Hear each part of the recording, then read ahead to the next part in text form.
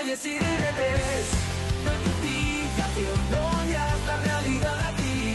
Calles y diretes, tu información, calles y diretes.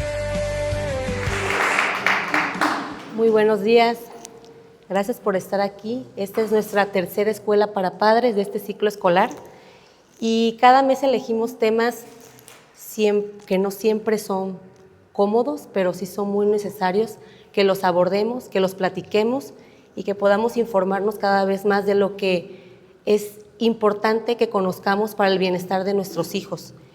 Y hoy hablaremos de algo que nos toca a todos y es las diferentes formas que hay de pensar, de aprender y de sentir en el mundo.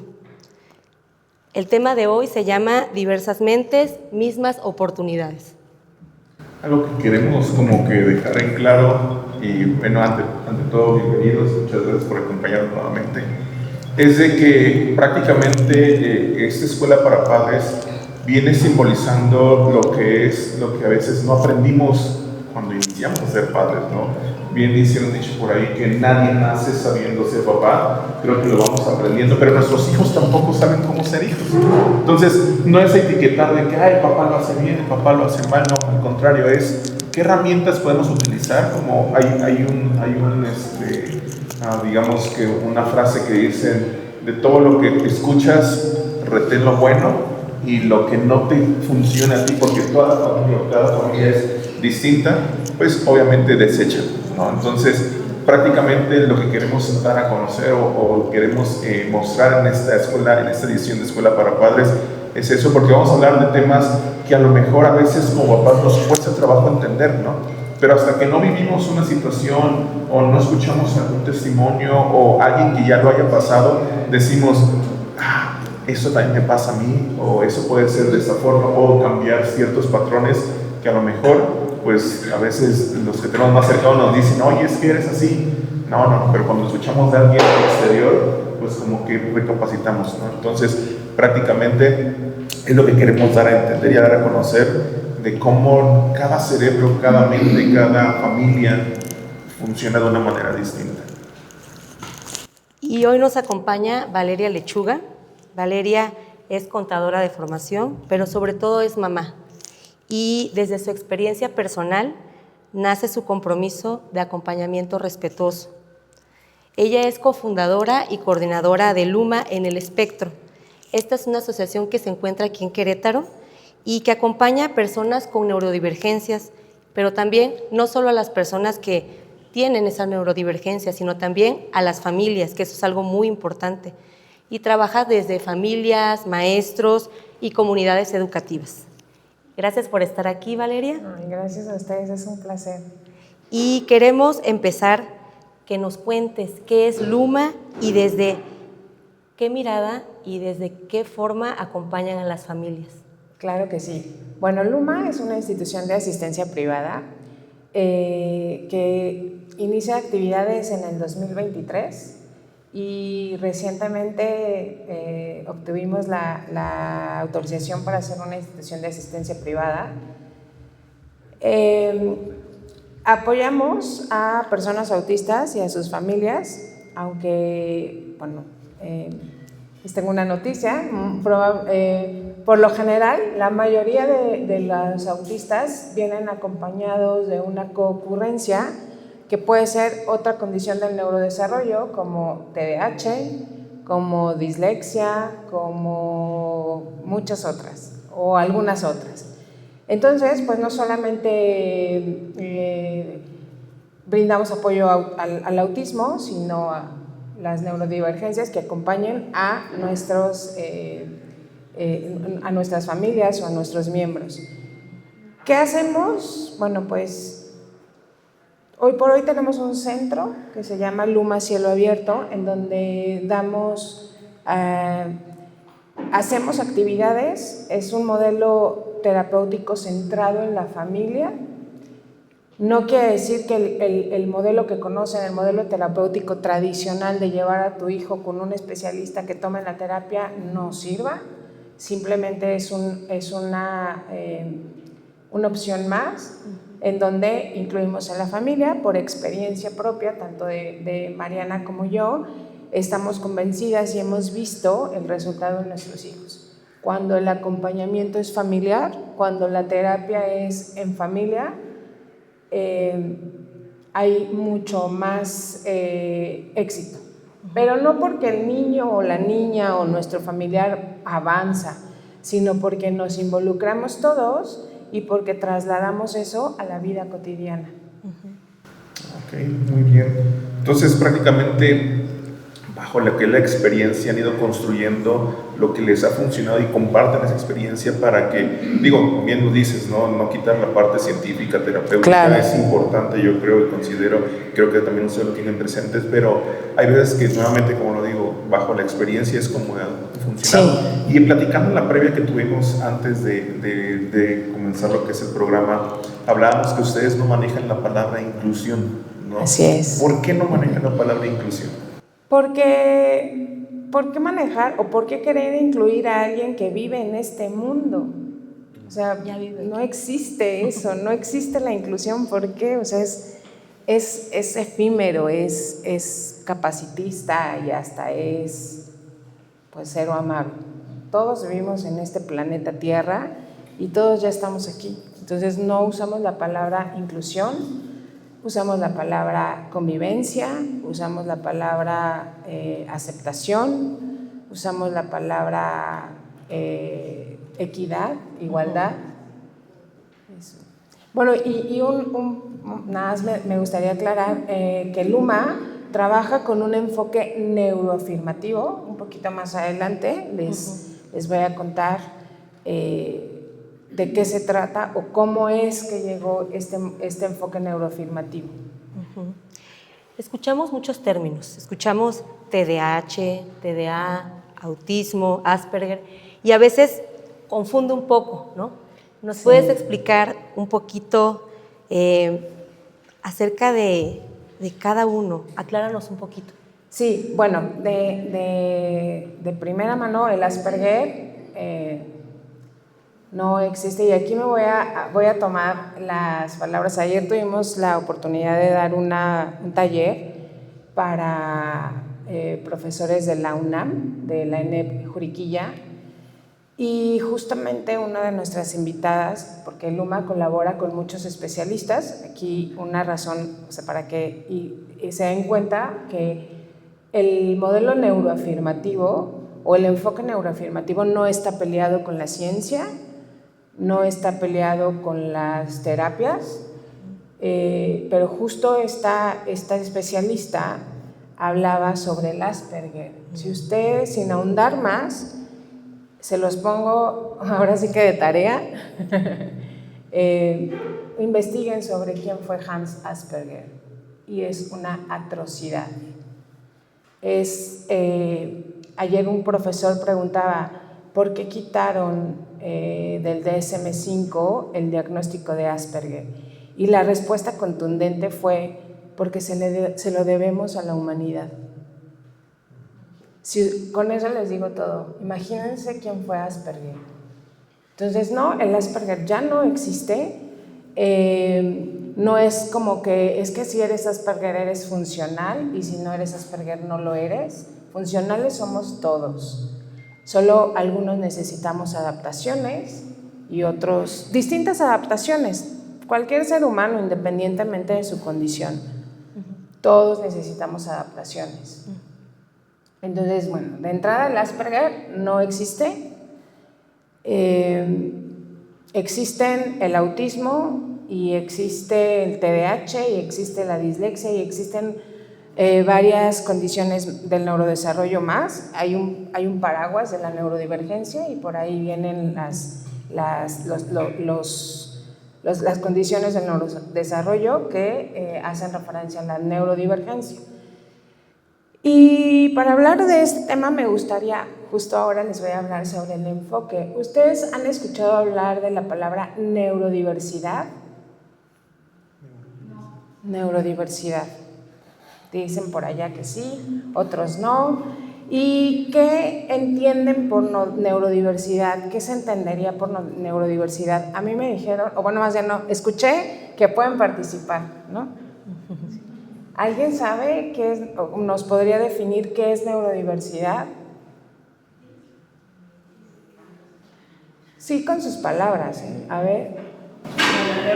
Neurodiversidad, pues es todo lo que envuelve a todas las situaciones neurológicas que puede llegar a tener una persona. No me gusta llamarle individuo, llamémosle una persona, un ser humano, no importa la edad que tenga, pues todos tenemos diferentes capacidades y eso es lo que envuelve, que todos podemos estar unidos en una sola.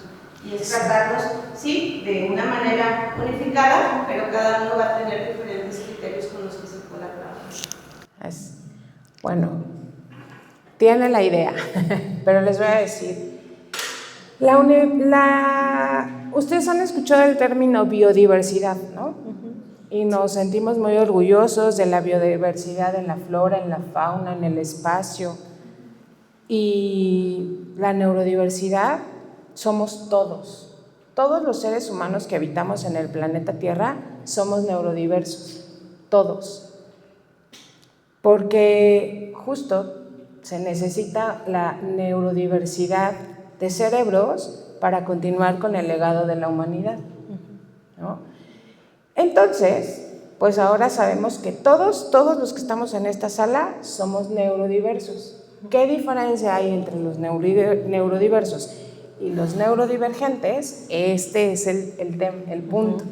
Los neurodivergentes son las personas que viven con una condición del neurodesarrollo. Ojo, una condición no es un trastorno, no es una enfermedad, solamente es un neurotipo, un tipo de cerebro diferente que necesita ciertos apoyos para, pues ahora sí que para convivir, ¿no? Para sobrevivir en un mundo, en una sociedad que no está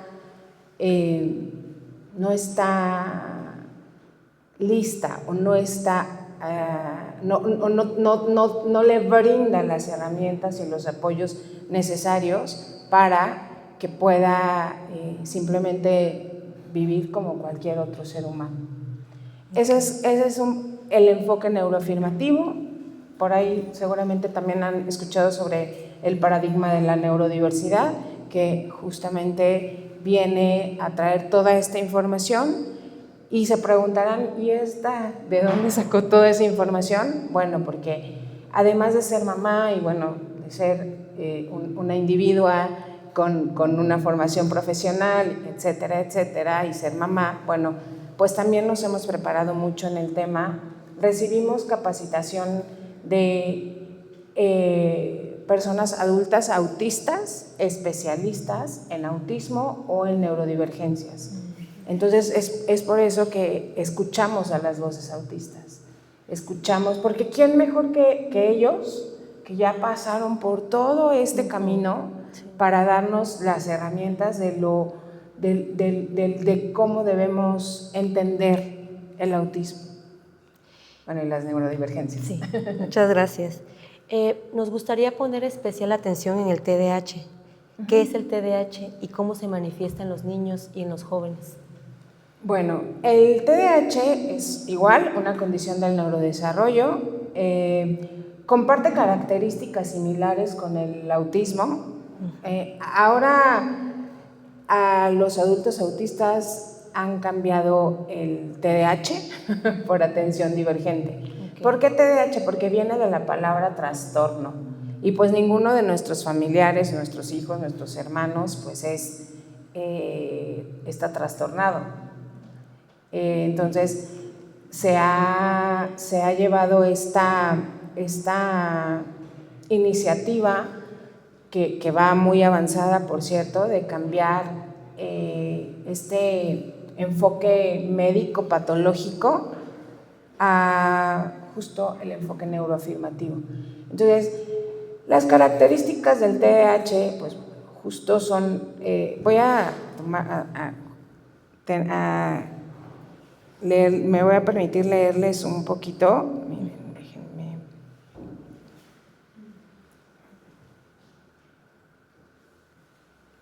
Las características que No necesariamente las características, ni tanto para autismo como para TDAH, necesitan presentarse todas en una sola persona, ¿no? Ni las mismas en las personas. O sea, de acuerdo a una evaluación o a un test de evaluación, ¿no? Es que se determina la observación, el especialista que tenga la certificación para realizar un diagnóstico, una detección de TDAH, pues tendrá él o ella la facultad de la observación y de determinar si cumple con el número de características, además de otros factores para determinar si es TDAH. Pero ahorita en el déficit de atención hay dificultad para concentrarse en tareas largas o poco motivantes. Se distrae fácilmente con estímulos del entorno. Parece no escuchar cuando se le habla directamente. Olvida instrucciones o pierde objetos frecuentemente. Evita o procrastina tareas que requieren esfuerzo mental sostenido. Eso para el déficit de atención. Cuando hay hiperactividad, se mueve constantemente, corre, salta, se levanta en clase, etc. Le cuesta estar quieto, incluso en contextos que lo requieren. Habla en exceso o interrumpe conversaciones. Mi hijo, todo el día. Juega o realiza actividades ruidosas incluso cuando no es adecuado. A esto en autismo también se le llama ecolalias, ¿no? Esos sonidos todo el día, y eso es una forma de autorregularse. Así que por favor, si quieren ustedes pónganse unos tapones, pero no les prohíban hacerlo, porque ellos están autorregulando. Puede parecer impulsado por un motor, todo el tiempo están de aquí para allá, no paran, no. Impulsividad. Interrumpe o se adelanta en juegos o conversaciones. Tiene dificultades para esperar su turno. Responde antes de que se termine una pregunta. Actúa sin pensar en las consecuencias. Cambia frecuentemente de actividad sin terminarlas. Entonces, son algunas y son las como más, las más representativas. Esto es en infancias. En adultos puede haber hiperfoco. Bueno, aquí no lo dice porque el hiperfoco está más representativo en autismo, aunque algunas personas con atención divergente también presentan esta característica del hiperfoco o los intereses profundos. Entonces, eso yo les doy un tip, valórenlo muchísimo porque muchas veces por ahí puede haber gran quietud o gran entendimiento. Y bueno, en adultos, algunas otras características, pues bueno, es olvidar, no les ha pasado, bueno, en mi caso, yo soy mamá de un niño autista y bien, también con atención divergente, altas capacidades y probablemente dislexia. Y soy esposa de un atención divergente y por ahí con algunas características autistas. En su evaluación se sugiere evaluación para autismo, pero yo dije, no, ya, mejor hay que invertir el recurso en el chiquito, ¿no? Y bueno, los que tenemos esposos o familiares cercanos con atención divergente, a mi esposo ha dejado las llaves pegadas en el carro infinidad de veces, ¿no? Y de pronto es que no sé dónde la dejé en el carro. Seguro están en el coche. No, ¿cómo crees? Ya me puse un recadito. Están en el carro. Sí, a veces le tengo que decir, ¿ya te lavaste los dientes? Ay, no, porque lo veo que va y viene con el cepillo de dientes en la mano, ¿no? O le tengo que recordar, oye, te tienes que bañar. Ah, sí. y parecieran cosas bien chistosas o cosas muy simples, muy banales, pero que aquí ya un poquito saliéndonos de las infancias, pero que a veces como pareja, a veces hasta son causales de divorcio, ¿no? ¿Qué tengo? Yo no soy su mamá. Sí. Pero cuando decides ser cuidadora primaria, pues hay mucho que trabajar en uno mismo para poder darle a ellos, a ellas, las herramientas necesarias. A veces no lo entiendo y a veces se cansa uno. O sea, yo como cuidadora a veces también digo, ya por favor. Pero pues depende de cada quien cómo lo vas a llevar. Si le vas a dar un enfoque de tragedia, de aburrimiento, de desesperación, de frustración. No quiero decir que no exista, pero uno decide y entonces se trabaja, se platica y la casa está llena de... no tenemos comedor porque tenemos los columpios de mi hijo ahí, ¿no? Tenemos la casa llena de pelotas, de cojines, hay notitas por todos lados. Bueno, nuestra casa es pequeña, pero tenemos adaptaciones, hacemos adaptaciones y esto, o sea, lo que sí es que tanto mi hijo como mi esposo saben que yo soy prioridad. A pesar de sus necesidades, saben que yo soy prioridad. Y para eso, pues nos ha llegado años de construirlo en familia. Entonces ya saben, si dejamos los zapatos tirados o la ropa en el piso, no es porque queramos molestarlas, es simplemente que hay algo que no se acomoda por ahí, ¿no? Y hablando de eso, yo creo que también es muy importante el aprender a identificarlos, ¿no? Desde temprana edad, ¿no? O sea, ¿qué tan importante es de que podamos como que focalizar en nuestros hijos o en nuestra pareja incluso, o sea, ciertos rasgos que uno dice, oye, no te juzgo, sino simplemente quiero escuchar y comprenderte para poder entender cómo podemos funcionar en relación papá, hijo, papá, y lo mismo, ¿no? En pareja, ahorita que hablábamos, qué importante es entonces el aprender a identificarnos. Sí. Definitivamente la intervención temprana es un parteaguas y pues la verdad es que es para nosotros, en el caso muy particular, fue pues una gran bendición, ¿no? Nuestro hijo fue diagnosticado a los 20 meses, 22 meses aproximadamente, entonces... Imagínense las necesidades de apoyo que tenía un bebé de menos de 2 años, a donde lo detectaron a esa edad. Y entonces sí, cae como un balde de agua fría, pero yo dije, ya está aquí, o sea, ¿cómo le ayudamos? ¿Qué hacemos? Para entonces mi esposo no tenía todavía su diagnóstico, pero... Aquí les quiero hacer mención de un dato bien importante. ¿Ustedes sabían que la prevalencia de autismo es de 1 de cada 31? Entonces, no sé cuántas personas somos aquí, pero seguro más de 30. Y más de 31. Entonces, seguramente por aquí, diagnosticados o no, pues aquí al menos dice la probabilidad que hay una persona autista neurodivergente. Y entonces cuando empiezas a tener toda esta información es que bueno, o sea, son parte de nosotros, o sea, es parte de la diversidad humana.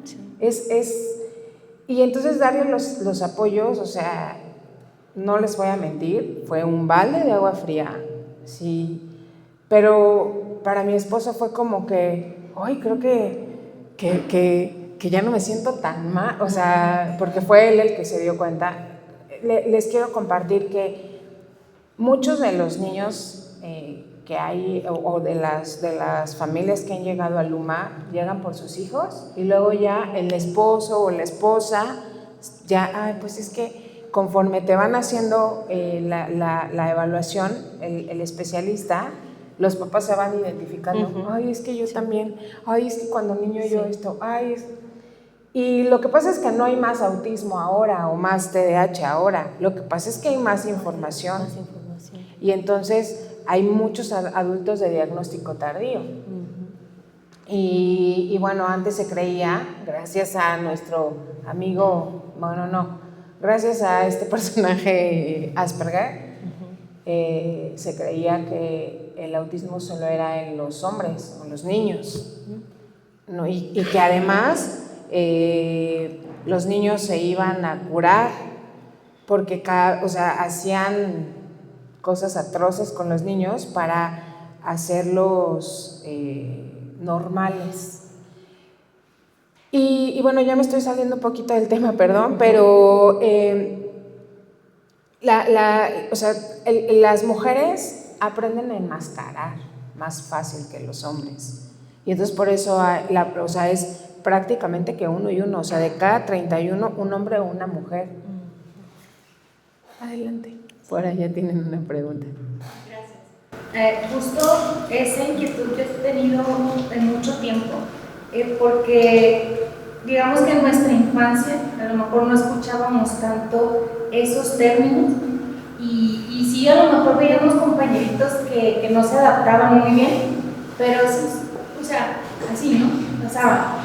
Ni familiares, digo en mi caso en particular, pero tras varias generaciones, ahora ya de mis compañeros de universidad, varias familias tienen un hijo o una hija ya diagnosticado con autismo. Entonces a mí sí me llama mucho la atención y he tenido durante mucho tiempo esa inquietud, porque antes no se veía y ahora sí. Fue un tema de alimentación, de algún medicamento que nos dieron en cierta etapa, ¿no? De experimentar, qué sé yo, mil cosas que a lo mejor no salen a la luz. Pero ¿qué es? ¿Qué ha sido que ahora, de un tiempo para acá, chiquitos de ahorita de 2 años, 3 años, ya son diagnosticados y antes no? Bueno, yo no soy especialista. Bueno, sí, soy especialista en las necesidades de mi esposo y de mi hijo, ahí sí. Pero es algo multifactorial, no es algo que lo determine. Hay factores genéticos, hay factores hereditarios y hay factores epigenéticos. O sea, simplemente es algo multifactorial. O sea, la persona nace autista o nace de atención divergente, antes TDAH, y muere con la misma condición.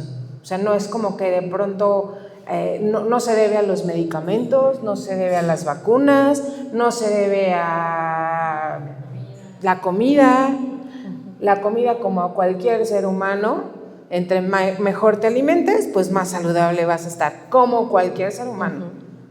Entre más hagas ejercicio, cuides todo dependerá de la calidad de vida que cada quien o cada familia decida. Claro, y lo que comentabas, ¿no?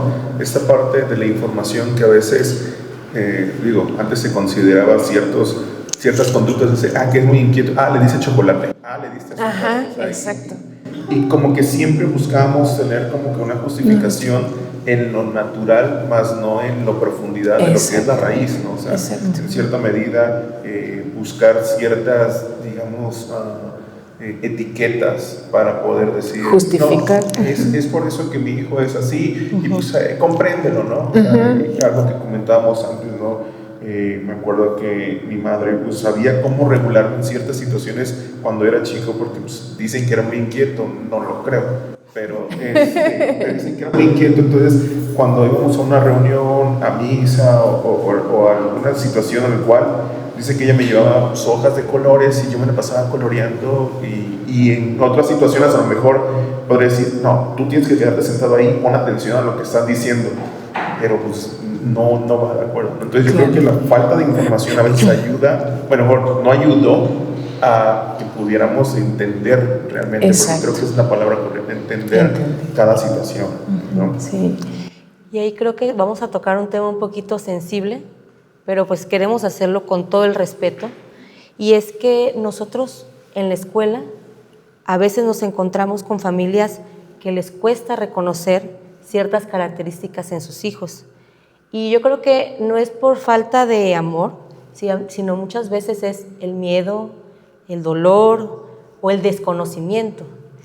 Y nos gustaría, Valeria, que nos explicaras un poquito qué suele haber detrás de esa resistencia o dificultad para aceptar estas observaciones. Sí, y que justo hacia allá iba con la pregunta de la mamá de allá, que como papás, entre más retrasemos la aceptación, es un duelo, al final es un duelo. En lo personal, antes pensaba que el duelo solo era para cuando perdías a una persona, a un ser querido, ¿no? Cuando alguien moría, alguien fallecía. Eso era lo que yo entendía como duelo. Hoy entiendo que el duelo es la pérdida de algo, la pérdida de una emoción, la pérdida física también. Y entre más identifiques el duelo, ¿no? Entre más busques ayuda, porque definitivamente habrá quienes logran hacerlo solos, ¿no? Habrá quienes no, y es válido pedir ayuda. Yo muchas veces me he sentido perdida, particularmente hoy por hoy. Estamos en familia atravesando un proceso, y esta negación y esta negociación, estamos en diferentes etapas, y es válido decirlo. Gracias a Dios que cada vez se habla más de la salud mental, porque a pesar de que amo a mi hijo y que me ven ustedes acá bien plantada y con mucha información, también pasamos muchas cosas en casa, muchísimas cosas en casa que justo ahorita estamos atravesando, de decir, también ya no puedo, ya las herramientas que tenía, las que conocía, ya no me están funcionando, y duelen, porque vemos a nuestro hijo pasarla mal, y entonces, pero estoy consciente, y estamos conscientes, y hay dolor, por supuesto, hay dolor, porque como mamá, como papá, quisieras proteger a tus hijos en una burbuja de cristal y que nada malo pasara por su cabecita, por sus emociones. Mi hijo tiene 7 años y por ahí dirán, no, es que es un autista funcional porque habla, se comunica, no es cierto. No necesita menos apoyo porque se comunique o porque no parezca autista.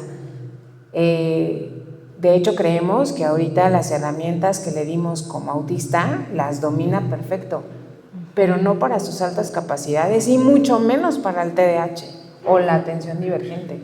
Y entonces, pues, ¿qué nos toca a nosotros? Aceptar primero.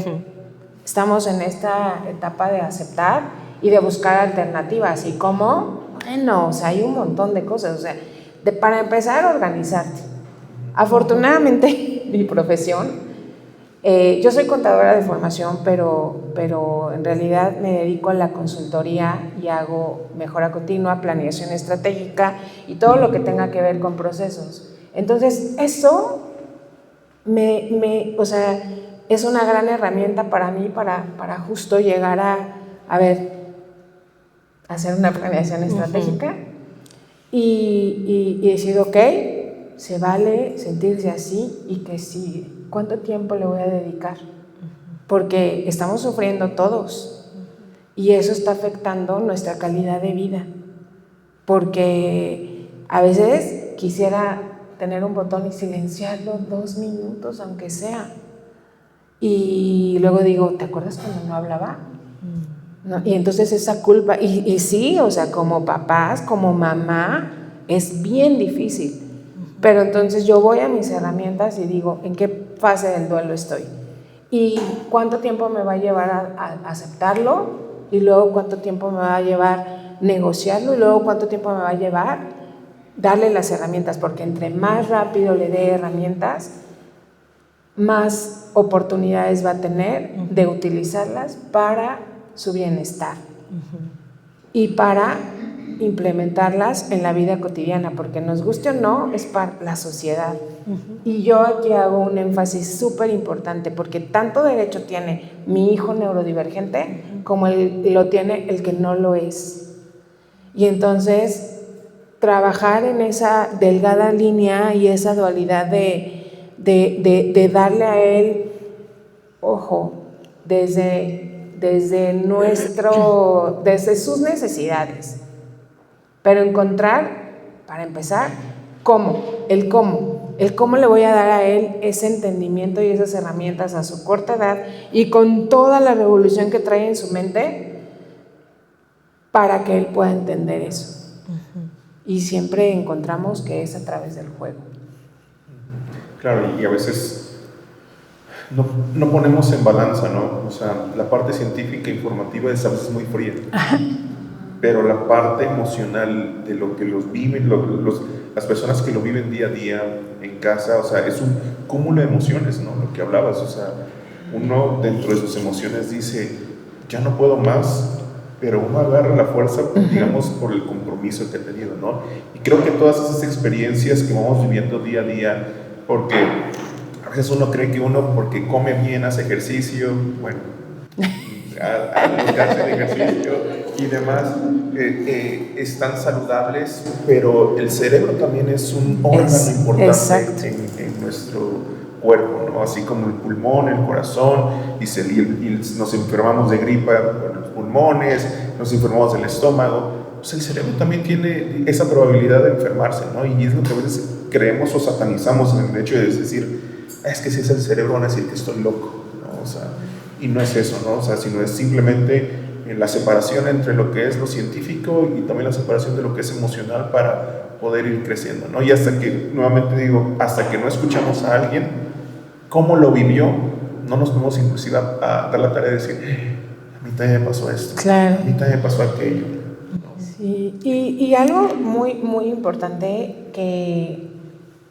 bueno, no, la mayoría de las familias siempre tenemos esta dificultad de encontrar la escuela ideal. Y cuando encuentras la escuela ideal, ¿de quién es responsabilidad cuidarla? De los papás. Entonces, mi hijo, sus escasos, o sea, todavía ni siquiera entraba, o sea, ni siquiera iba en la primera etapa de preescolar y ya habíamos pasado por varias escuelas. Y él no le gustaba la escuela, la odiaba y siempre salía muy enojado, y tanto de casa para llegar a la escuela como en la escuela. Y entonces me decía, es que ¿por qué tengo que ir a la escuela? Y yo, pues para aprender, pero yo ya sé, ¿para qué voy a la escuela a aprender lo que yo ya sé? Y yo decía, es que tiene toda la razón.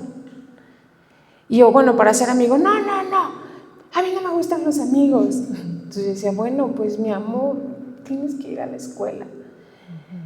Y entonces uno como papá es consciente, por más que trates de disfrazarlo, o sea, al final siempre hay una voz en ti que te está diciendo, ese no es el camino, no puedes, o sea, si ya de por sí el ambiente, o sea, el ambiente lo que implica, la sociedad, el entorno familiar, el ambiente, el entorno, es difícil para un ser humano cualquiera, común y corriente, un ser humano alista, por así, o sea, o neurotípico. Imagínense para un ser humano neurodivergente. Y encima tú cargarle tus expectativas a esa persona, pues se vuelve todo más caótico. Entonces, en esta búsqueda de encontrar una escuela en la que él pudiera sentirse feliz, bueno, lo logramos. Afortunadamente hoy está en una escuela en la que se siente muy feliz, pero entonces dije, ¿cuál es el compromiso?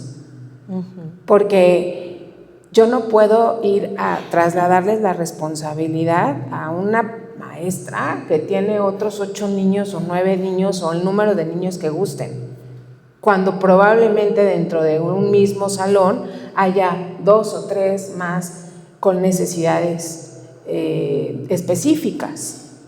Y no solamente por una neurodivergencia, o sea, o sea, desde los niños que están atravesando por la separación de sus papás o la pérdida de un ser querido, o sea, es que uno tiene que ser empático con todo lo que suceda. Si tú buscas empatía, pues también hay que ser empáticos. Entonces, eso sí, digo, yo entiendo que debe de ser muy complicado y que no es el mismo proceso para todas las familias, pero mi hijo se sabe autista y se siente muy orgulloso de ser autista. Y entonces eso le ha dado seguridad y sobre todo identidad. Entonces, en la escuela hablamos, sí, mi hijo es autista y lo primero que nos dijeron fue, no le vamos a poner etiquetas. Perfecto, pero somos conscientes de que hay esta condición. Y entonces, cuando hay mucha comunicación, siempre maestras, todo bien, yo me enfoqué en, ok, esta es la metodología de la escuela, ¿qué hay que hacer de este lado? ¿Qué tenemos que hacer como papás? Pues mira, la comunidad, esto, así, llevamos esta, ok, paso a paso, porque yo con mi cachucha de consultora sé que no puedes implementar una mejora así, ¿no? Hay que llevar una planeación. Entonces eso fuimos haciendo hasta que nos adaptamos a la metodología de la escuela. Y ahí les digo, mucha comunicación. Y entonces, por ejemplo, Lucas tiene ahorita está teniendo este desafío de la dimensión de espacios. Entonces mi hijo jura que en un espacio así, él cabe con todo y bicicleta si quieren, ¿no? Entonces, eso yo como mamá digo, aviso en la escuela, oigan, mi hijo así, en esta etapa, pero estamos haciendo tales ajustes. Y entonces me reportan, es que pasó y tiró a un niño. Yo, ok, ¿lo reparó? Sí, lo reparó. Muchas gracias, vamos a trabajar. ¿Y qué hacemos en casa? Trabajar en eso. Y lo que a él le funcione, ¿no? Al principio era mucha terapia de integración sensorial. Y si no funciona la terapia de integración sensorial, ahorita lo que le funciona a él es medir. Mira, ¿cuánto mides de aquí a acá? Tanto. Entonces, en esta distancia que mide esto, ¿cabes o no cabes? No. Ya entendí. O sea, le vamos dando las herramientas de acuerdo a las necesidades de cada niño. Pero eso sí, mi hijo cuenta con un perfil sensorial, un perfil de funciones ejecutivas. Estamos constantemente en seguimiento con su neuropsicóloga. Estamos por hacerle su siguiente evaluación, actualización de diagnóstico, porque las necesidades que tenía hace 2 años no son las mismas que tiene ahora. ¿Y cómo se le hace? Pues que rifas, porque no hay dinero que alcance. Y que aquí, que allá y que acullá, y sobre todo la comunidad en Luma. Sí. Este apapacho en Luma que él recibe, que recibimos la familia, pues es fundamental. Wow. Pues experiencias, ¿no? Y vivencias son las que nos ayudan mucho a entender. Y para ello quiero presentarles para mí a una persona muy especial. Esta persona hace 9 meses, a sus 52 años, fue diagnosticado con TDAH y él no lo sabía, ¿no? Entonces, para ello me gustaría que le dieran un fuerte aplauso. Boris, si pudieras pasar, por favor.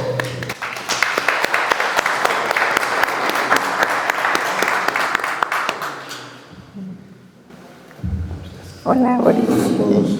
Buenos días. Y principalmente hablamos acerca hace rato de lo que es identificar, ¿no? O sea, qué importante es identificar a temprana edad. En caso de Boris, pues él hasta que se dio cuenta dijo, ay, ¿qué pasó aquí? Entonces, Boris, si nos pudieras compartir tu testimonio, estaría excelente para que pudiéramos tener otra perspectiva de las cosas. Ok, claro que sí, con mucho gusto. De nuevo, buenos días. Todo empezó cuando tenía 6 años.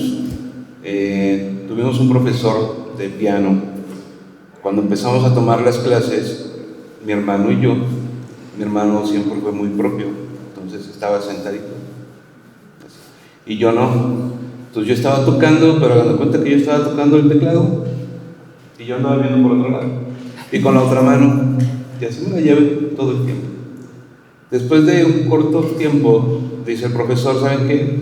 Yo no puedo darle clases a este niño, voy a seguir con el otro, porque el otro pues saltaba más. Entonces, en lo que mi hermano tomaba sus clases de piano, pues yo andaba brincando por todos lados. Siempre, desde niño, o estaba de cabeza en el sillón, o tenía que estar corriendo por todos lados, o tenía que estar gritando. total una hiperactividad impresionante. Nosotros vivíamos con mis abuelos, entonces eran mis dos abuelos, una tía que era la hermana de mi mamá, mi hermano y yo. Cuando estábamos en casa todos, pues yo me aburría porque estábamos encerrados prácticamente, ¿no? Regresando de la escuela a la casa, y en la casa pues ya yo qué hacía, era un departamento de 2 recámaras, sala, comedor, cocina chiquita, y pues ahí metido, pues era medio raro para mí todo eso. Entonces esa parte era siempre de regaños y no agarres ahí, no agarres acá, porque estás haciendo eso, siéntate, cállate, no hagas. Y pues eso era así como que, entonces, ¿qué hago? Entre regaños y regaños, pues lo único que empezaba ya luego a recibir, pues sí eran agresiones de parte de mi mamá. Mi mamá trabajaba desde temprano, se iba a trabajar a las 8 de la mañana, me dejaba en la escuela y de ahí ella regresaba hasta las 8 de la noche. Ya regresando, pues lo único que le decía a mi abuela, le decía, tu hijo se portó así. Y mi mamá sin preguntar, toma las nalgaditas, ¿no? Y eso lo que empezó a hacer en mí era pues empezarme a reprimir en cosas que yo quería comentar, porque luego yo decía, bueno, pues ¿por qué no me escuchan? ¿O por qué no juegan conmigo? ¿O por qué no? Cuando tengo 10 años me meten a jugar fútbol americano, lo cual para mí fue padrísimo. Pues porque fue así, corre, cánsate, golpea, grita, brinca, salta, haz lo que se te dé la gana. Y eso es lo que para mí fue excelente. En ese tiempo tenían mis abuelos un negocio de decoración. Cuando yo salía del entrenamiento, que en ese tiempo todavía había posibilidades de que los niños salieran a la calle, yo tomaba mi camión y lo que me tardara en el transporte no pasaba nada. Llegaba yo después del entrenamiento, llegaba al local y pues ahí, como habían alfombras y eran rollos inmensos, pues yo podía andar brincando por todos lados. Entonces mi movimiento era muy libre, no tenía ningún problema, ¿no? Pero en una de esas ocasiones, pues uno de los trabajadores de mi abuelo abusó de mí sexualmente, lo cual yo no lo comuniqué con mi mamá, porque lo primero que dije fue, si no hago nada y me va mal, ahora si yo comunico esto, me va a ir peor. Y el rechazo hacia mi mamá cada vez era mayor. No teníamos un punto de diálogo, porque lo único que en mí estaba ocasionando era miedo hacia ella, porque luego yo no entendía por qué me regañaban. Y aparte en la escuela, pues era exactamente lo mismo, ¿no? Yo no podía estar quieto, y cuando explicaban algo y lo entendía rápido, era así de, ¿qué sigue? ¿Y ahora qué? Pero los demás todavía no entendían. Entonces yo estaba así como que, ¿qué hago? Me desesperaba, entonces me quería parar y me decían siéntate, quería hablar y me decían cállate, y era lo mismo en la escuela que en la casa. Hasta que, bueno, reprobé primero de primaria, me cambiaron de escuela, también fue por conducta. Nunca fue una mala conducta porque nunca fui grosero, pero era un niño muy movido, muy hiperactivo en todo. Paso a otra escuela, paso segundo de primaria y en tercero repruebo. Y cuando repruebo, pues estaba mi mamá recibiendo la boleta y lo primero que recibí de mi mamá fue un cachetadón. Y yo así, entonces, ¿qué reprobaste? Y empezó, y pues me bloqueó. Pasa ese tiempo y hasta una maestra se dio cuenta que algo yo tenía, que cuando me veía así, me decía, salte con tu balón, porque jugaba yo básquetbol en la escuela. Entonces me salía y yo me acuerdo que corría de un lado a otro, ese estaba por un lado, corría al otro, ese estaba, y al ratito ya me gritaban, ya métete, ya me metía, y era así, para mí así como, algo se calmó. Pero eso mi mamá no se daba cuenta. Me hicieron un electroencefalograma para saber algo que pasaba conmigo, y era lo mismo, yo nunca tuve información de eso, pero me empezó a llenar luego de psicólogos. Entonces me decían, te presento un amigo, me decía mi mamá, y llegaba el amigo, y el amigo así, y yo pues así, ¿qué hago?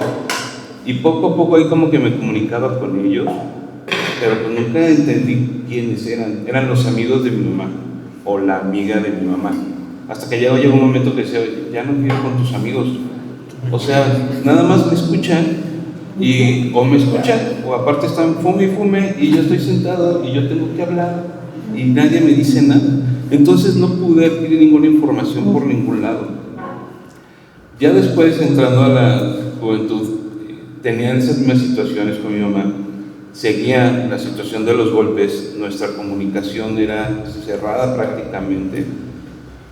Y llega un momento que decía yo, ¿qué hago? O sea, tengo frustración, tengo coraje, tengo miedo, porque no puedo compartir por ningún lado, no sé lo que me pasa, cómo expreso esto que tengo. Va pasando el tiempo y empiezo a conocer amistades de mi hermano. Mi hermano me lleva 4 años. Cuando conozco a mi hermano, a los amigos de mi hermano, me empiezo a refugiar con ellos. Todos tranquilos, todos a gusto, pero estaban en una onda de la música, bohemios, de la trova, y me empezó a gustar. Entonces me empiezo a enganchar mucho con el núcleo de mi hermano y empiezo, digamos que, a crecer con ellos, y me gustó. Así va pasando el tiempo y entro a trabajar a eventos empresariales, sociales. Hago eventos de todo tipo, lanzamientos de productos, giras artísticas y una serie de cosas que a mí me gustó, porque la escuela de verdad entendí que no era para mí. Aparte que reprobé esos años, en secundaria lo mismo, no me entraba pero nada, pero luego las matemáticas para mí eran tan lógicas que era así, es esto. Ahora explícamelo, o sea, ¿cómo entendiste eso? ¿Cómo manejaste eso? No te lo sé aterrizar. O sea, lo tengo aquí porque hay tanta información en la cabeza que mi cabeza gira tanto que no alcanzo a expresarlo. Y eso para mí todavía era, ¿cómo te digo lo que tengo si no sé cómo comunicarlo?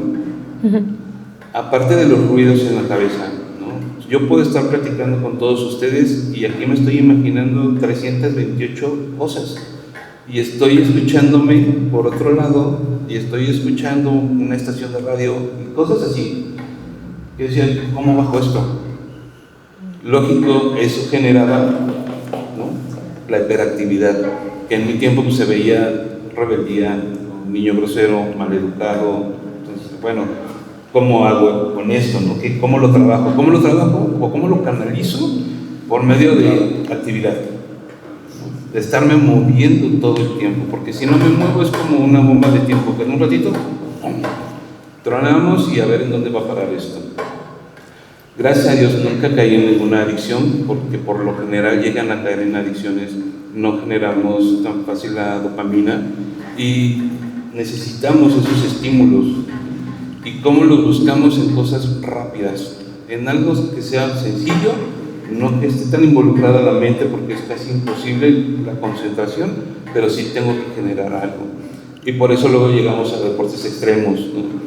O buscar las adicciones como tal, que pueden generar ese, ay, qué rico se siente, ay, estoy tranquilo, ay, ya no escucho nada, estoy relajado, perfecto.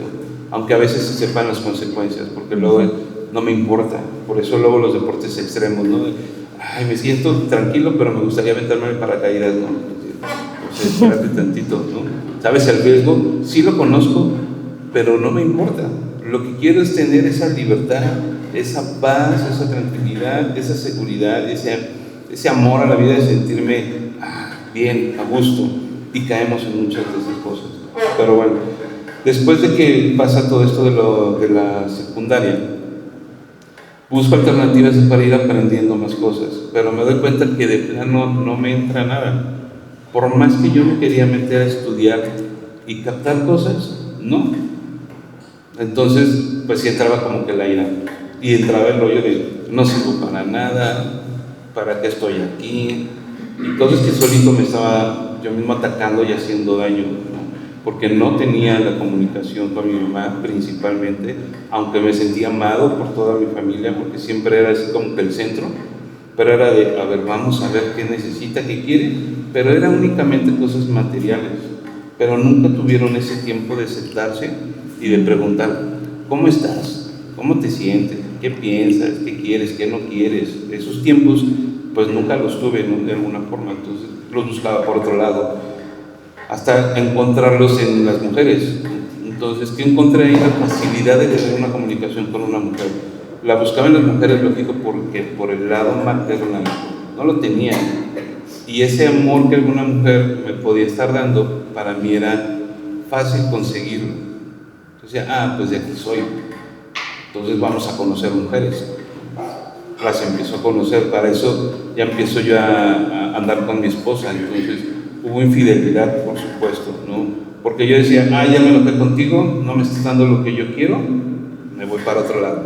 Ya conseguí lo que quería, ok, perfecto, entonces ahora me voy por otro lado. Ya no me vas a dar lo que yo quiero, entonces me voy por otro lado.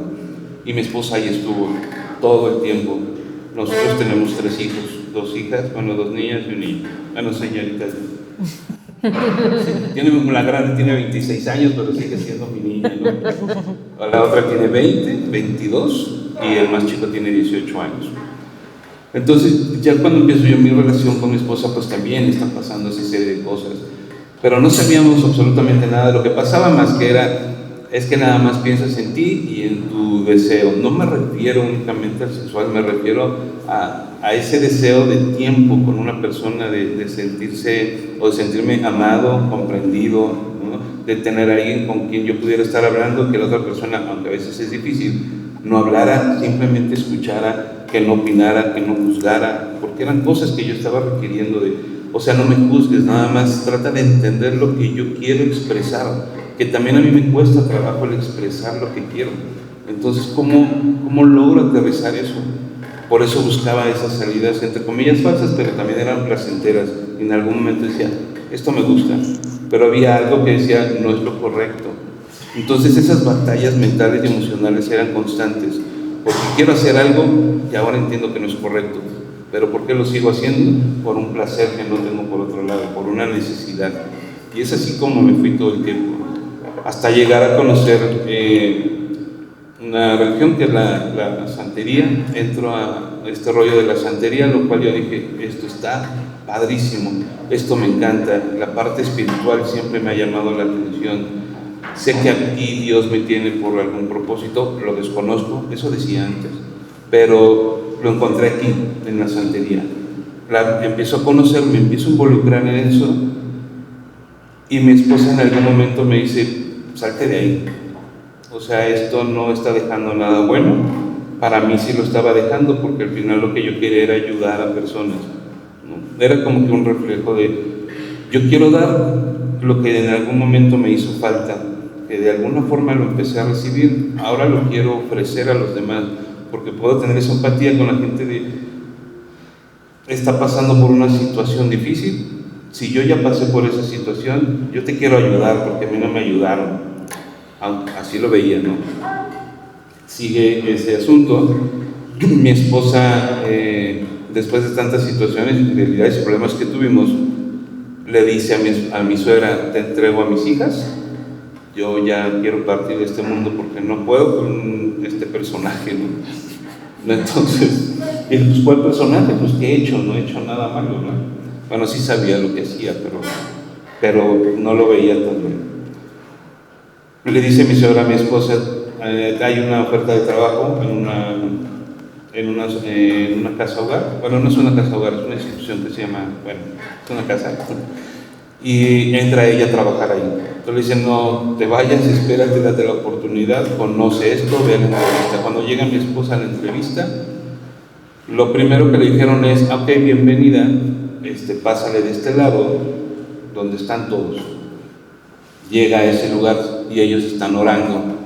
Mi esposa pues no conocía tanto la parte de la oración, pero estaban tomados de la mano, dando gracias a Dios y orando para que llegaran las cosas que necesita este lugar. Y dice mi esposa que cuando llegó, lo primero que sintió fue así de calorcito, cayó de rodillas y empezó a llorar. Y de ahí no paró. ¿Qué hicieron por ella? Empezaron a orar.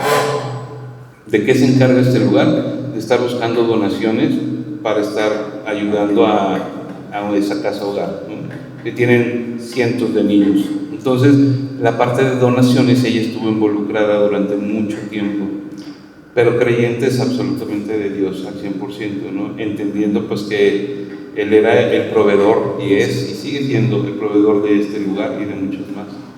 Cuando conoce mi esposa a Cristo, me empieza a decir, vente de este lado. Y yo, pues yo también estoy con Cristo, yo conozco a Dios de este lado. Pero ella me decía, ok, pero ahora conócelo como yo lo conozco. Y era una batalla, porque yo decía por el lado de la santería, aquí tengo a mi Dios, y no nada más a mi Dios, tengo a mis dioses y muchas cosas, pero ella me quería presentar al otro. Entonces estábamos en un choque, pues también espiritual en eso. Entonces, el choque espiritual, el choque emocional que teníamos, a veces la falta de comunicación y todo, pues también en mí generaba un rollo de o sea, ya salí de Guatemala para entrar a Guatepeor con esto, ¿no? No puedo hacer otra cosa, pero bueno. Seguimos ese proceso y para eso a mí me salen espolones. Entonces, el levantarme de la cama era muy complicado al momento de querer pisar. Me di cuenta de los espolones porque me saqué radiografías. Entonces ahí vimos oye, pues tienes esto. Ah, perfecto. Me dicen, entonces, pues vamos a la iglesia, vamos a orar y vamos a ver esto. Perfecto. En 2 o 3 veces que fuimos, yo dije, bueno, sí, pues aquí estoy. O sea, si quieres que te conozca, pues quítame los espolones. Para mí fue fácil mi comentario. Pero fue así como que, ¿eso quieres? Venga, eso te doy. Y fue un momento muy especial, de los más especiales en mi vida. Cuando terminamos y salimos de ahí, al día siguiente, que fue el lunes, nos vamos a trabajar, cada quien sus actividades, regresamos, al día siguiente otra cosa, y luego me dice mi esposa, ¿cómo estás de tus espolones? Yo, mis espolones, ok, pues no tengo nada, pero lo quiero checar. Me saco radiografías y pues no había espolones. Para mí fue un acto de gracia de Dios, ¿no? De, ok, si dudas de mí, me voy a presentar de esta forma. Y es cuando empiezo a conocer a Dios de una forma diferente. Me retiro de la santería y empezamos a caminar ese proceso. Ya conforme vamos avanzando, yo dentro de los eventos, de la organización de eventos, empiezo a tener una serie de problemas con mi espalda.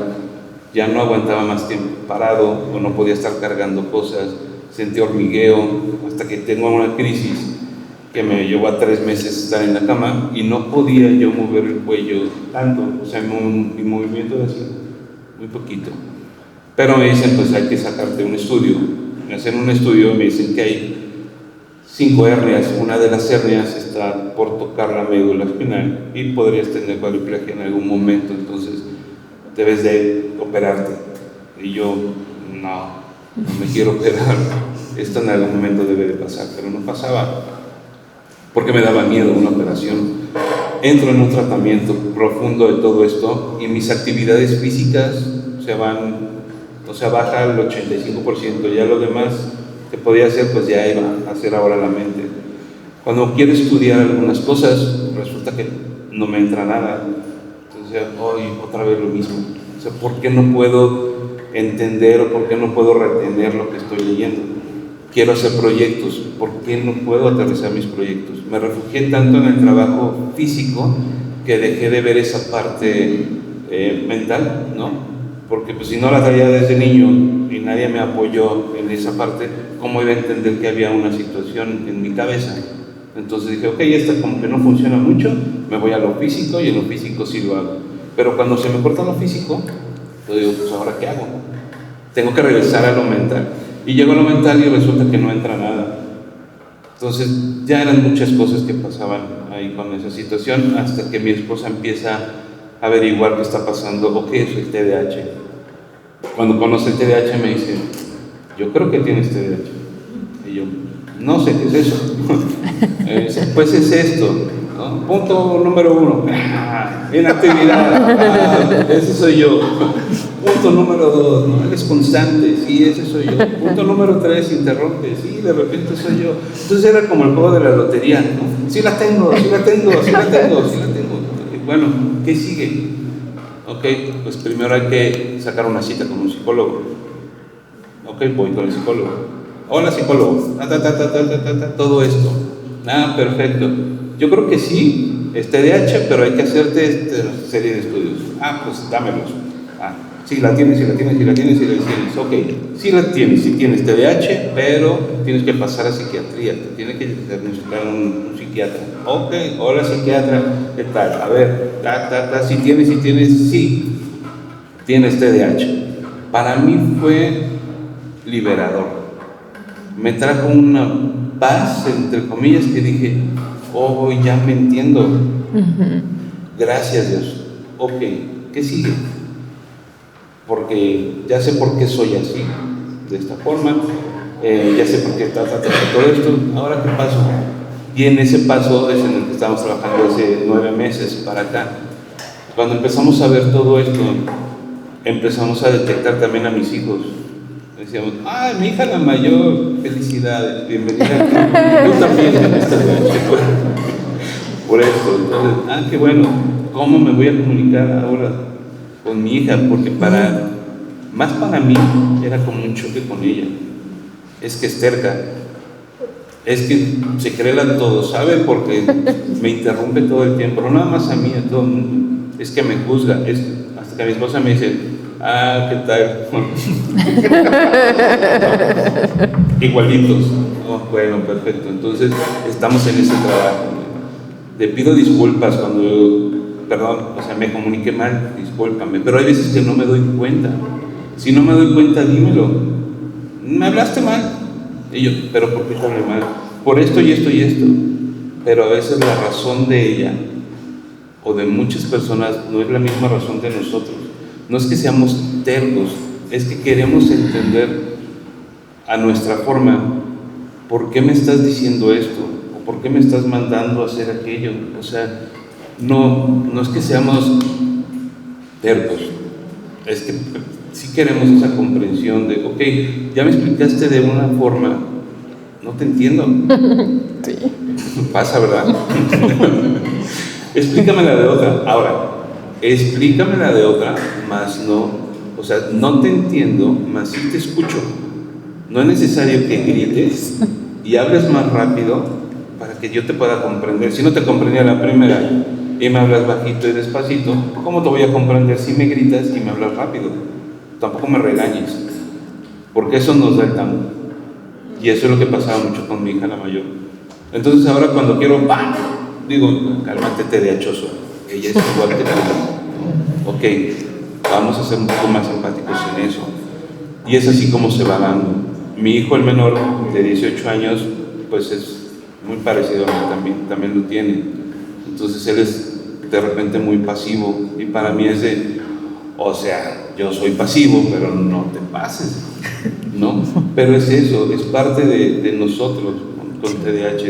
De repente estamos así y como que la ardilla ya no giró y está descansando, ¿no?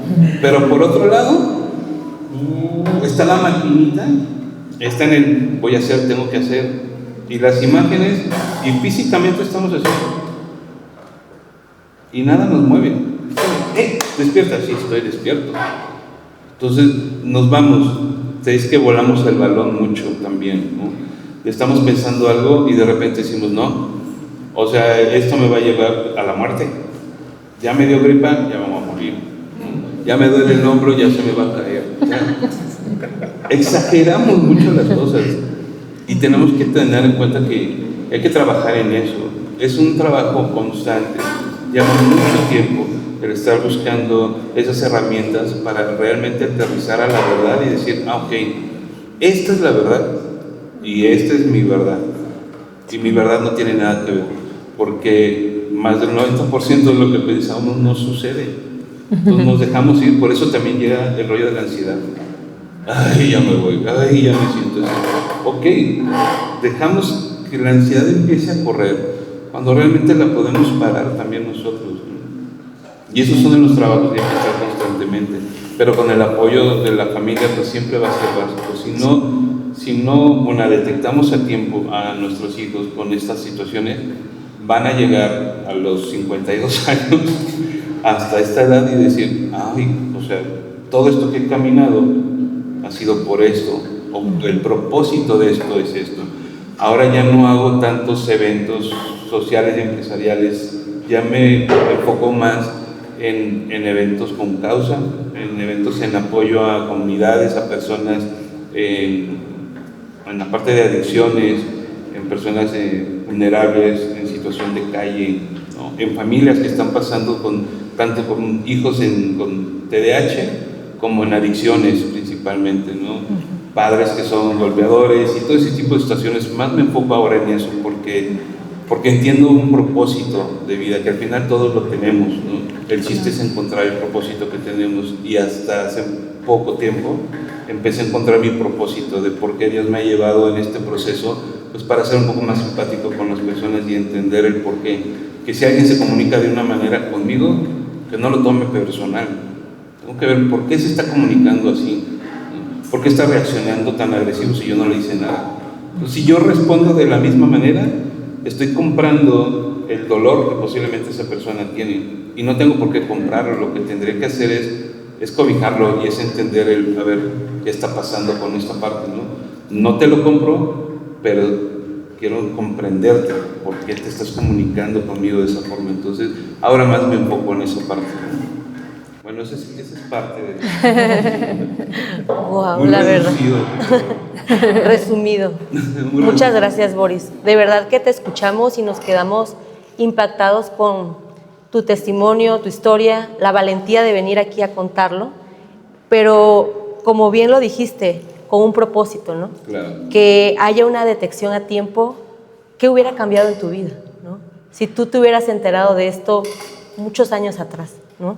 Yo creo que es la reflexión que tenemos que llevarnos. Y te conocimos hace 9 años. Más o menos.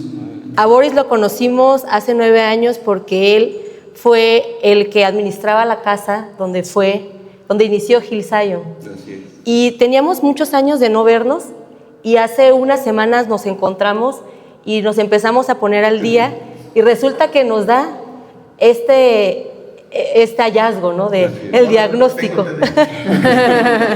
Y justo ya teníamos agendado este tema, y le dice Josué: queremos invitarte, Boris, estaría muy bien que esto que nos platicas lo compartieras con los papás del colegio. Claro. Y Boris, bien... No, ni dudarlo. Bien decidido, sí, voy. Y creo que es por esto, ¿no? Por esto que tú nos compartes que has encontrado tu propósito. Sí. Me queda claro que ha sido de ayudar a otros, y qué valioso y qué importante. Sí, es padrísimo, y en lo que podamos apoyar, pues realmente aquí estamos, ¿no? Sí. Hago mucho hincapié en la parte de, por favor, tengan tiempo de calidad con sus hijos. Hay muchas cosas que se pueden detectar a tiempo, que aunque yo lo detecté a mi tiempo, pues de alguna forma valió la pena. Pero si pueden darse cuenta de esas actitudes, esos cambios que tienen sus hijos y esos movimientos, porque sí, también tienen que ver mucho los movimientos, las manos, ¿no? Ese rollo de ansiedad de cuando lo están platicando y las están moviendo, o están con el pesito, así movidito, que también en la edad adulta también muchas personas que lo tienen, pero es una forma de canalizar lo que traen hay que sacar esto, de la forma de aprendizaje. Igual también, si no la captan a la primera, busquen, hay cantidad de formas de poder enseñar. Sean pacientes, tolerantes, amorosos, tomen ese tiempo con ellos, porque sí, vivir un proceso en la niñez tan, no solo, pero no acompañado, es difícil.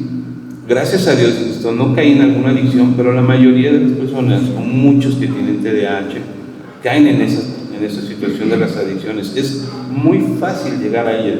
Si de por sí alguien que no tenga TDAH es fácil llegar, para los que sí lo tienen o lo tenemos, pues es mucho más. Claro. Y para ir cerrando, Valeria, si pudieras dejarle un mensaje a las familias de Hill Zion, ¿cuál sería? Ay, bueno, pues primero que nada que la aceptación, bueno, acompañar con aceptación, con comprensión y con amor. También que en Luma pueden encontrar acompañamiento, y que me encanta a mí decir esta frase porque muchas personas o muchas familias dentro de lo que hacemos en Luma también damos acompañamiento familiar, porque lamentablemente cuando recibes un diagnóstico la mayoría te lo da como: lo siento mucho, no hay nada que hacer, tu hijo es autista. Y eso tiene un gran impacto. Afortunadamente a nosotros no nos fue así, pero sí nos dijeron todos los nos, todo lo que no iba a lograr.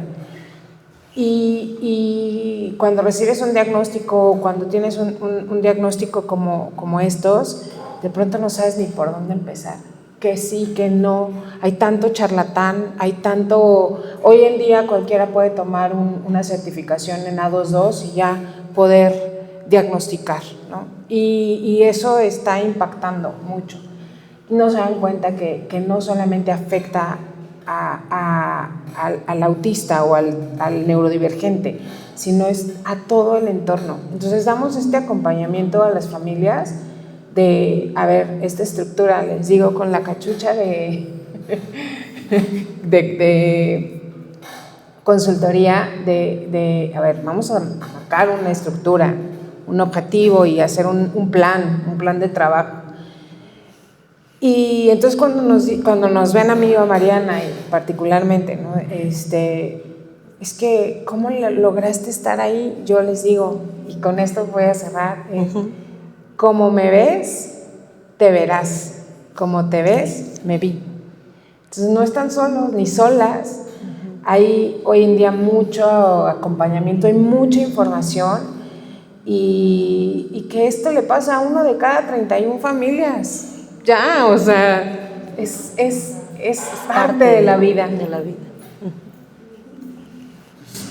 Realmente para nosotros como institución es muy importante que podamos entender y comprender desde la información, ¿no? Hablando acerca de lo que hemos tratado de hacer y este programa es concientizar y tener mayor información en el sentido de que podamos abrir nuestras mentes o abrir nuestro entendimiento o nuestra empatía, creo que sería la palabra correcta, hacia las personas que son distintas a nosotros, ¿no?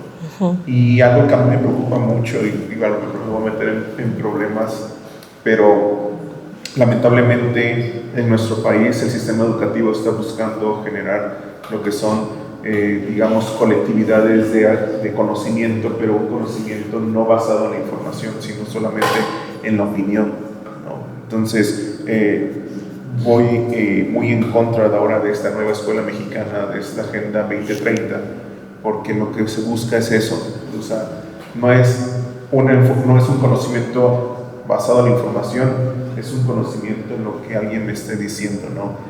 Y es ahí donde empezamos a encontrar esas situaciones de que, ese niño es inquieto, es maleducado, ¿no? Y a veces recae en nosotros como papás el decir es maleducado, porque quienes educan a los niños son nosotros, ¿no? Y entonces yo creo que vamos a ir cambiando esa situación y vamos a ir siempre enfocados a la información, a lo que realmente debemos de transmitir, ¿no? Y pues muchas gracias. Ay, un placer. Gracias. Por compartir estas vivencias, estas experiencias y pues esperemos que podamos aprender juntos más. Sí, yo quiero terminar con una frase y es esta que dice: diversas mentes no significa menos valor, significa más responsabilidad de los adultos. Es correcto. Bien. Muchas gracias nuevamente. Gracias a todos.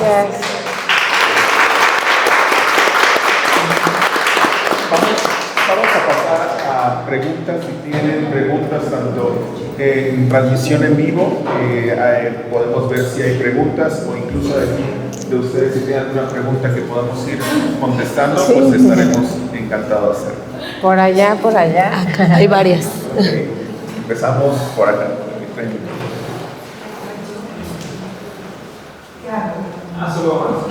Sí, ok. Obviamente felicitarlo porque a veces los títulos no jalan tanto, pero sabes que es natural. Cuando dijiste 52 años y algunas características, yo dije, chíngate, por favor. Porque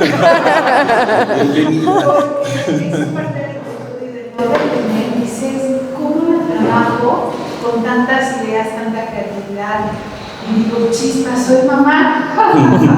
Entonces, a veces no te preparas para ser papá, pero la vida siempre te pone en algún momento alguien que te pueda cobijar, que te pueda aprovechar, para que tú también sigas como con esa cadena de valor, ¿no?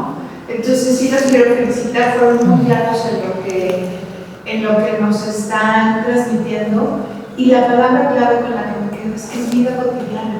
A veces creeríamos que esto solo le pasa a alguien que está en un psiquiatra, ¿no? Pero no es cierto, o sea, esta parte afortunadamente no vengo de una familia que llegó a dejarme algo de golpes en el sentido físico, pero sí eran muy gritones mis papás, son muy gritones. Obviamente en la casa se grita mucho y mi esposo tiene una voz fuerte, entonces también esa es como la herramienta que yo hoy me llevo, que no es que tenga que ser algo muy elevado, sino cómo tomo esa herramienta para disminuir y buscar el amor, ¿no? El amor no es nada más la parte espiritual, es en lo cotidiano. O sea, si yo veo que mi hijo no está comiendo, probablemente esta inquietud la tengo que observar más para meterme, ¿no? Y bueno, yo creo que tampoco puedo cerrar diciendo que si hubiera sabido todo esto no hubiera sido mamá. No, sí hay oportunidad todavía de ser mamá, no nada más biológica, puede ser también con un adulto mayor, porque pues para allá vamos todos. Muchas gracias por el tema. Gracias. Sí, gracias. Hay un comentario que quiero leer aquí de la transmisión en vivo de Valeria Pérez. Dice, qué bonito oír una mamá tan responsable e informada que da todas las herramientas a su hijo y que además lo enseña a ser responsable con su entorno. Sí, un placer. Gracias por la apertura también. Una pregunta acá de este lado.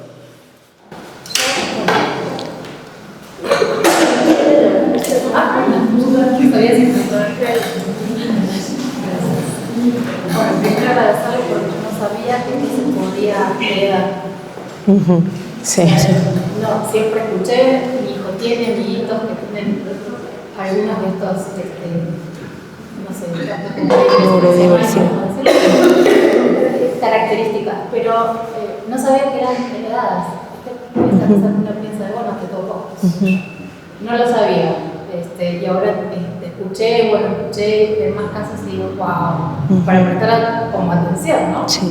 Y por otro lado, preguntarte, porque creo que nos va a pasar a más de una acá, nos vamos a ir y vamos a recurrir a como decías hoy, ojo, hay gente que me informa o que se recibe en 2 meses y ¿qué hacemos nosotros? Vamos enseguida ahora al ChatGPT a todos estas, a ver si mi hijo lo tiene, si yo lo tengo, si mi marido que deja los tenis regados, si es que es un despistado, tiene, ¿viste? Vamos a salir todos corriendo de acá viendo, porque vas tomando pequeñas cosas, pero no sabes todavía identificar en realidad sí, porque, qué sé yo, pues sí, mi hijo canta y grita, esa es una característica, pero no meterme tampoco ahí y decir, bueno, entonces, ¿cuál sería un análisis simple o algo que nosotros pudiéramos como abrir el ojito en casa?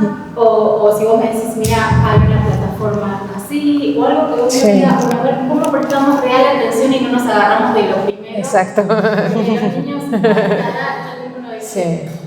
sí, y además son muy buenos imitadores, ¿no? Pero el hecho de presentar 1 o 2 características o 3 características no te hace ser autista o atención divergente.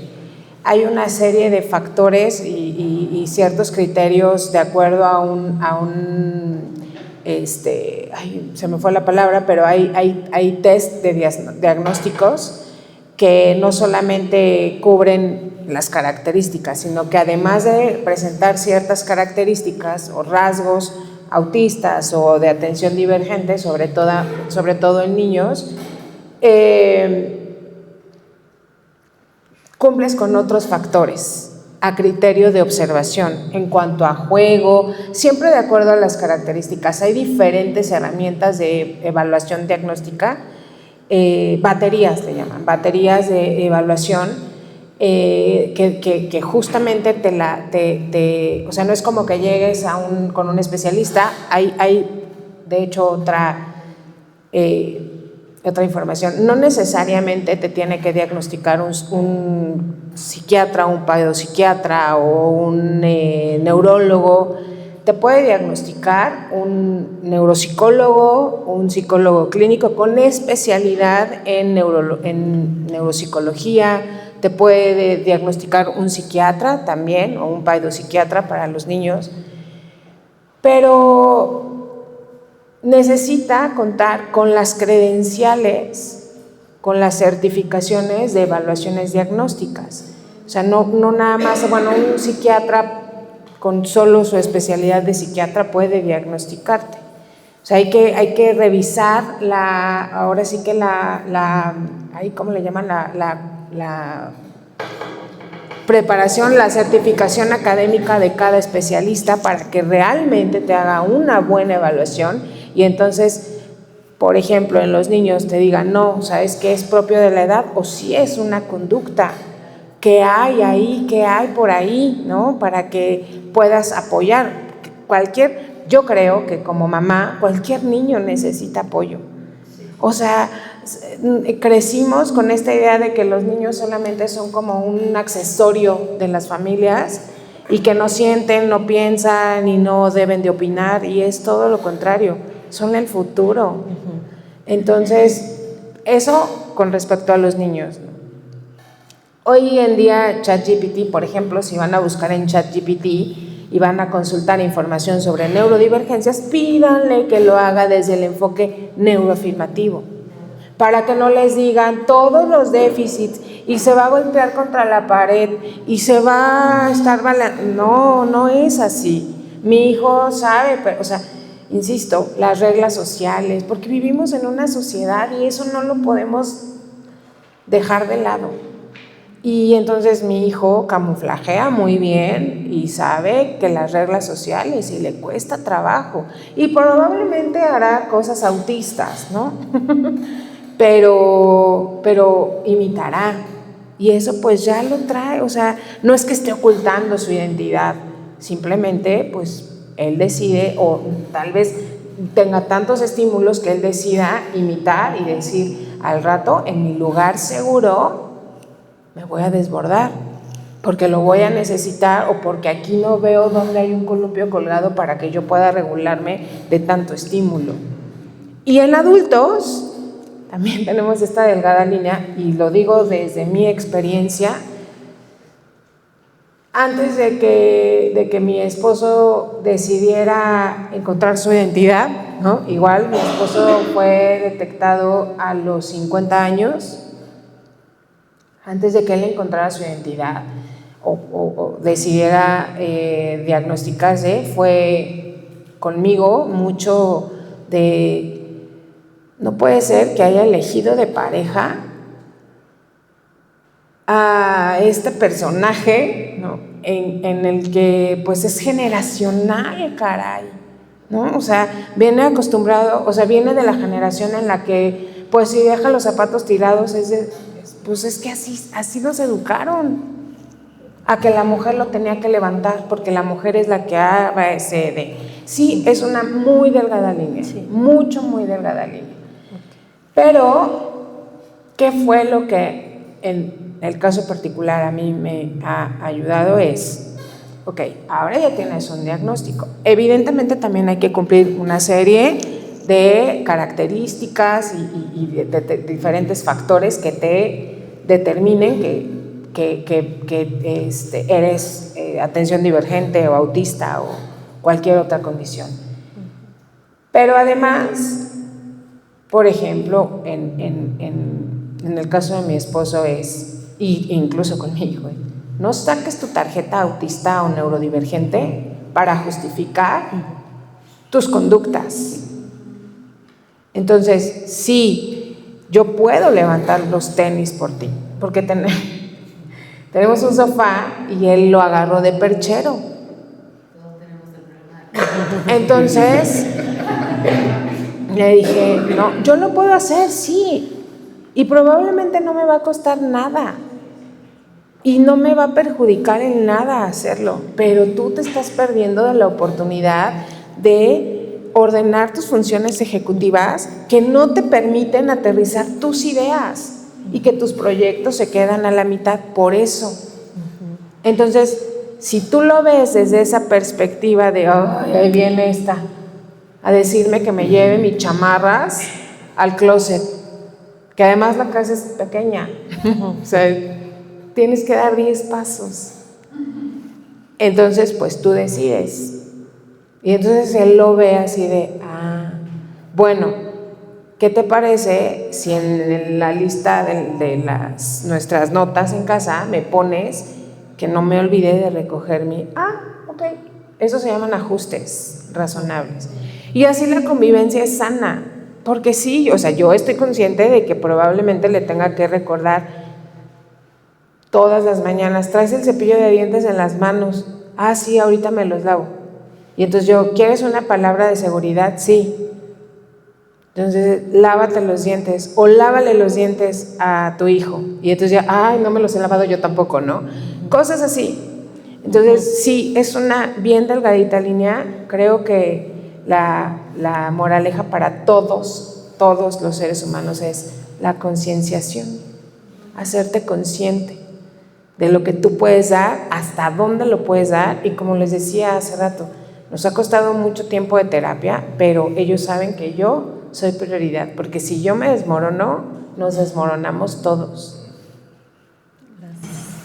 Unos comentarios que también nos dejan en las redes. Fabiola Cadena, sobre el testimonio de Boris: qué valiente por compartir tu testimonio con nosotros. Eres muy valiente y te felicito por salir adelante. De Claudia Gabriela: gracias por compartir con los que tenemos un hijo con ese tipo de condición. Es súper interesante. Qué padrísimo testimonio. Me encantó. Sí. Aquí hay una pregunta también de Val Pérez. Dice: ¿qué preparación debe tener una escuela para recibir alumnos neurodivergentes? ¿Qué herramientas pedagógicas y de cualquier otro tipo debe tener la instalación para que realmente los alumnos se puedan desarrollar?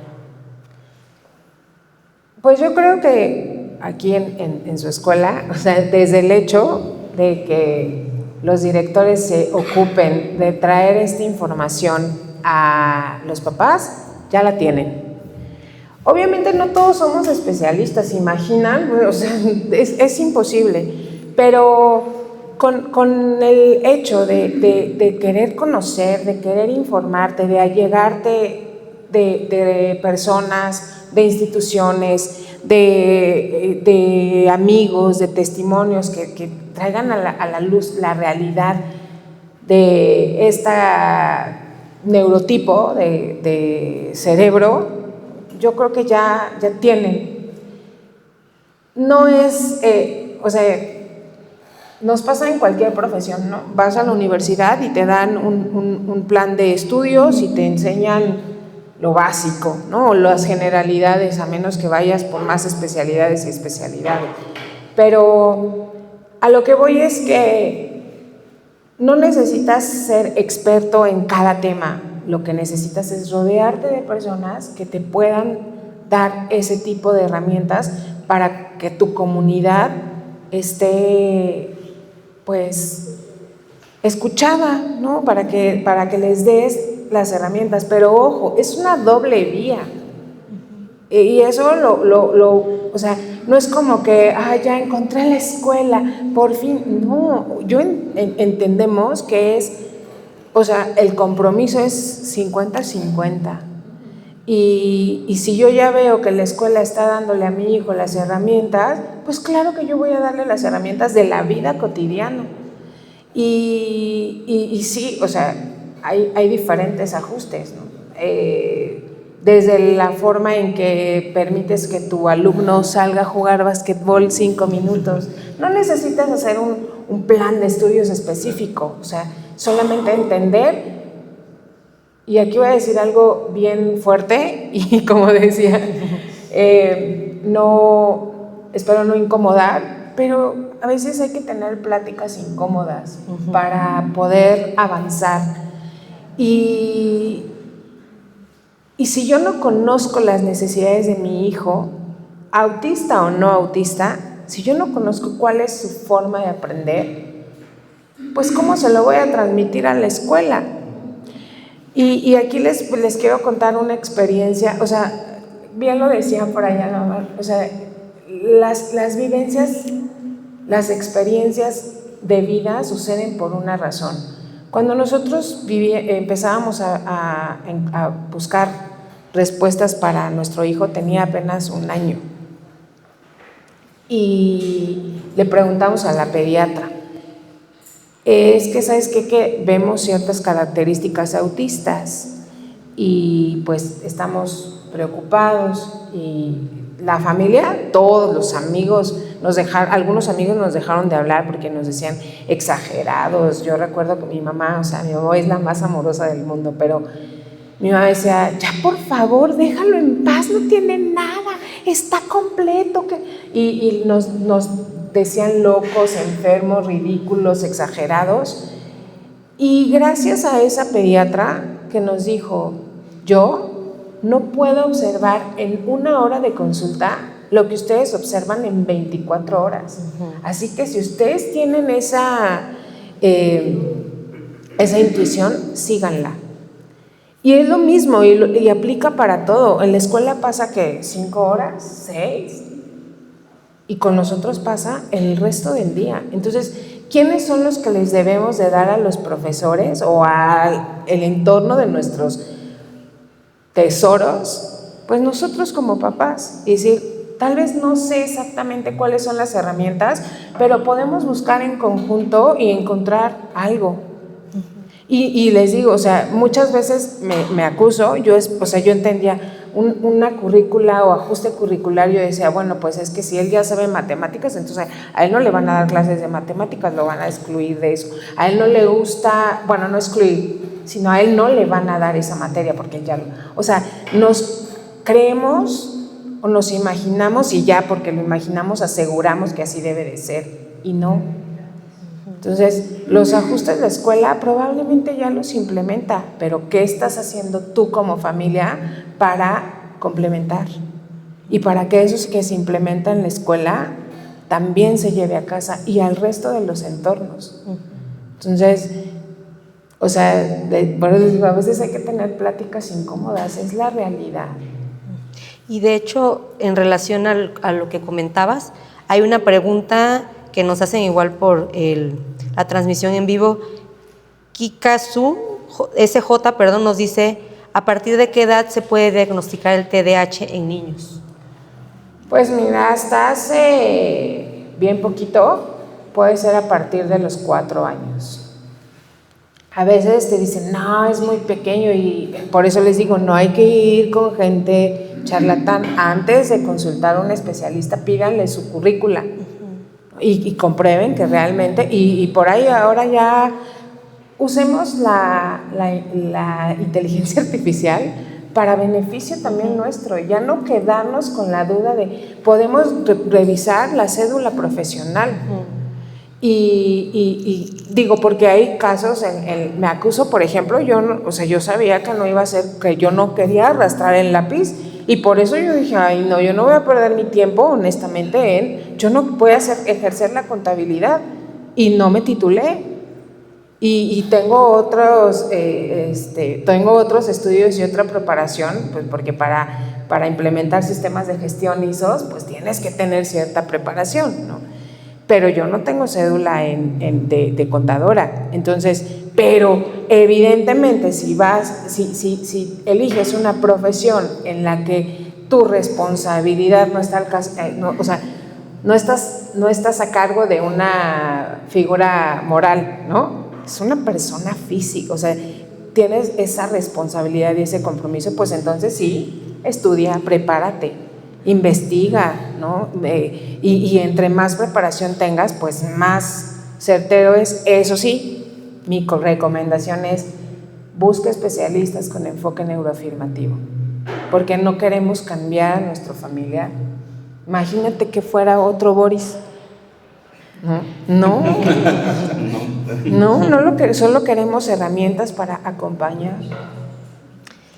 Y por último, hay varios comentarios, ya por tiempo no nos va a dar para leerlos todos, pero hay un comentario de Ana Soria. Ella dice, es importante concientizar a los papás de que existen pequeños con neurodivergencias.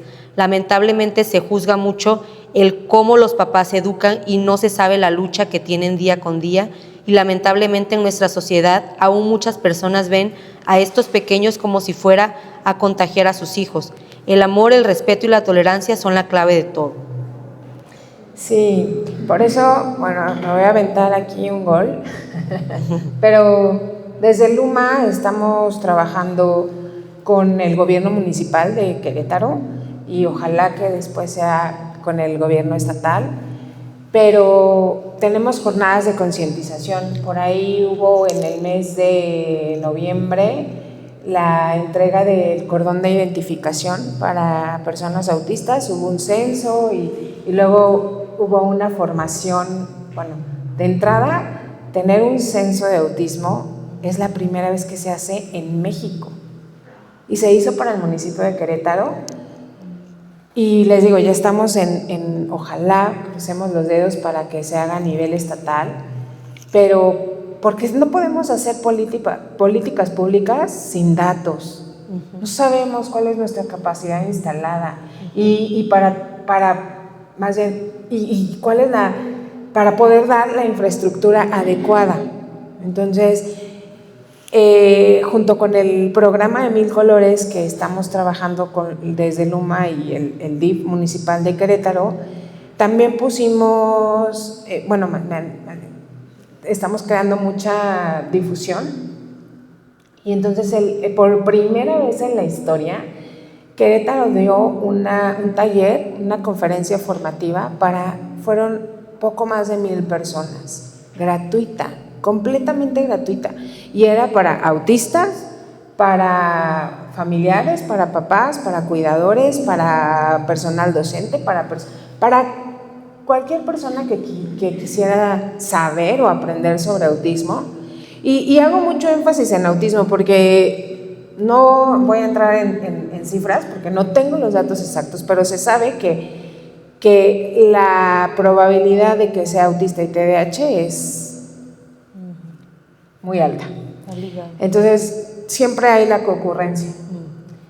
Y entonces se dio este taller, conferencia formativa, y trajimos ponentes de muy alto nivel, eran extranjeras, y evidentemente ¿por qué tuvimos que recurrir a las ponentes extranjeras? Porque aquí en México estamos todavía muy limitados en este enfoque neuroafirmativo. Y entonces cuando cambias ese chip a no tengo que cambiar, no tengo que corregir, no tengo que modificar, más bien aceptar, entonces cambia todo el panorama para la familia. Entonces, pues en esas andamos. Ojalá que pues más y más se hable del tema. Ahora, aquí voy a hacer voy a opinar desde ahora sí que desde mi opinión, voy a invitar a los papás a no tengan miedo, no se avergüencen. Mi hijo, mi hija es autista, TDAH, le incomode a quien le incomode. Al contrario, sentirnos orgullosos. Yo siempre hago esta reflexión. Si retrocedemos un poco a la historia de la humanidad, aquellos personajes que han sido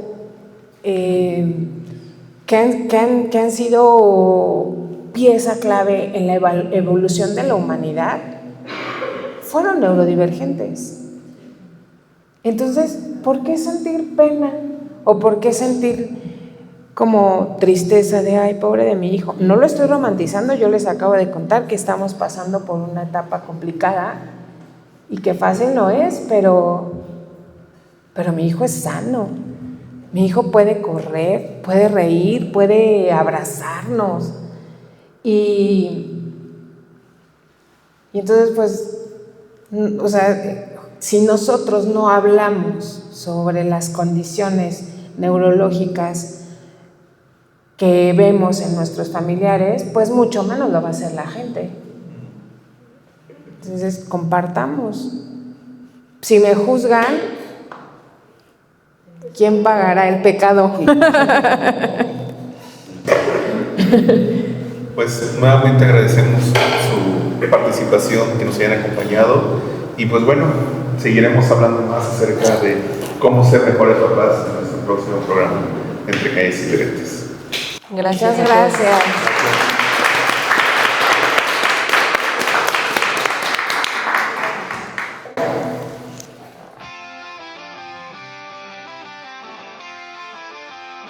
Calles y diretes, notificación, no ya la realidad aquí. Calles y diretes, tu información.